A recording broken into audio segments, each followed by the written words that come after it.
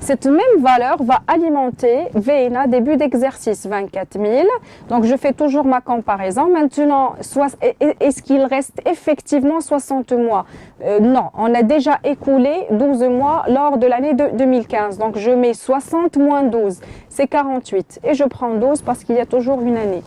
Très bien. Donc, là, entre les deux, c'est toujours 40, d'accord, le maximum entre les deux. Donc, je mets comme taux retenu 40%. 24 000 fois 40, c'est 9 600. Ça sert à alimenter le total des amortissements. 9 600 plus 16 000, c'est 25 600. Alors, VNA fin d'exercice, c'est quoi? C'est tout simplement 40 000 moins le total, moins 25 600. Et ça va me donner 14 400. Les 14 400 servent à alimenter VNA début d'exercice. Et je fais toujours le même calcul. Mais bien sûr, il faut mettre à jour le taux linéaire mensuel. 48 moins les 12 mois déjà écoulés, c'est 36. 12 sur 36 et 40%. C'est 40% le max entre les deux. J'alimente le taux retenu, 14 400 fois 40%, et j'obtiens 5 760. Ça alimente le total des amortissements et on obtient 31 360. VNA fin d'exercice, c'est quoi? C'est 40 000 moins ce cumul-là, c'est 8 640. Ça sert à alimenter ça. Et ainsi de suite. Et on n'oublie pas de mettre à jour le taux linéaire mensuel. 36 moins 12, c'est 24. 12 divisé par 24, c'est 50%. 50%, c'est supérieur à 40%, donc ça va remplacer dans le taux retenu, d'accord, le taux dégressif. Et donc 8640 fois 12 divisé par 24, c'est 4320. J'alimente le total des amortissements, 35 680. 40 000 moins 35 680, c'est 4320. Donc les 4320, ça alimente le reste. Et puis toujours je mets à jour 24 moins 12, c'est 12. Donc ça c'est un taux de 100%. Et bien sûr, je solde l'année 4320 plus ça va donner directement 40 000. Les 40 000, c'est la valeur d'entrée de l'actif en question. Et du coup, on a totalement amorti notre actif.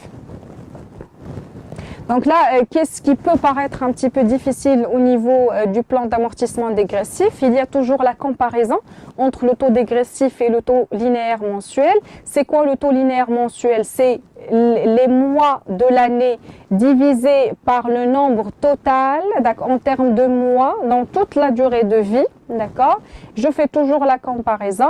VNA fin d'exercice, c'est la VNA du début de l'exercice suivant. Et le reste, c'est très simple à appliquer. Et bien sûr, il faut toujours absolument avoir une valeur nulle, 0, quand on termine d'amortir le bien en question.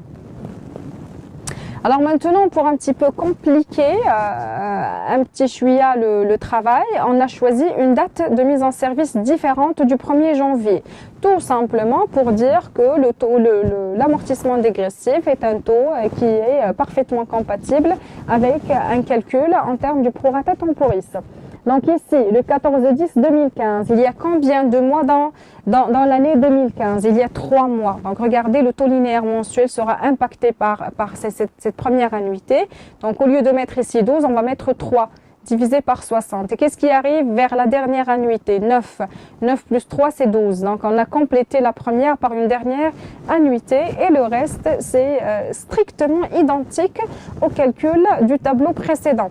C'est-à-dire 40 000 fois 40%, c'est la première annuité. Ça sert à alimenter le cumul des amortissements. Et puis 40 000 moins 4, c'est 36 000. Et on met à jour plutôt le taux linéaire mensuel l'année suivante. Donc, c'est 60 moins 3, c'est 57, 12. Et bien sûr, je fais toujours ma comparaison. Je retiens le taux supérieur entre les deux. C'est toujours le dégressif. Et quand est-ce qu'on va opter pour le taux linéaire mensuel? C'est vers c'est vers l'avant-dernière année. 12 sur 21, c'est largement supérieur à 40%.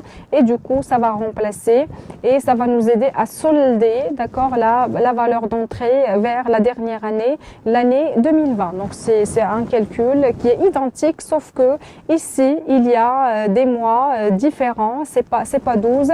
Il faut toujours tenir compte de cette date de mise en service. Alors maintenant, qu'en est-il de la comptabilisation de l'amortissement dégressif? Est-ce que ça va se faire de la même manière, à savoir dotation aux amortissements la classe 6 et puis amortissement la classe 2, on est en train de diminuer la valeur du bien ou bien de l'actif en question? La réponse est non, c'est un petit peu différent.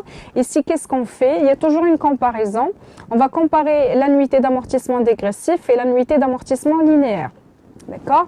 Quand l'amortissement dégressif est supérieur à l'amortissement linéaire, il faut d'abord comptabiliser l'amortissement linéaire de la même manière que l'amortissement constant sans aucun problème, mais on va ajouter une dotation complémentaire appelée dotation non courante pour amortissement dérogatoire. Dérogatoire, ça veut dire on a dérogé à la règle, parce que la règle c'est quoi? C'est un amortissement économique constant. L'amortissement dégressif, c'est quelque chose d'exceptionnel qui déroge à la règle pour permettre, bien sûr, de donner un privilège fiscal à l'entreprise en question. Donc, maintenant, quand l'amortissement dégressif est supérieur à l'amortissement linéaire, l'entreprise doit porter une annuité complémentaire appelée amortissement dérogatoire. Et là, qu'est-ce qu'on remarque? Ça fait partie de la classe 6, mais la contrepartie, c'est la classe 1, provision pour amortissement dérogatoire. D'accord? Donc, c'est un petit peu différent. Donc, ce n'est pas une diminution de valeur, mais c'est quelque chose qui va nous permettre de doper les capitaux propres de l'entreprise parce que c'est la classe 1. Et donc là, qu'est-ce qu'on fait? C'est tout simplement la différence, le reliquat entre le dégressif et le mode linéaire.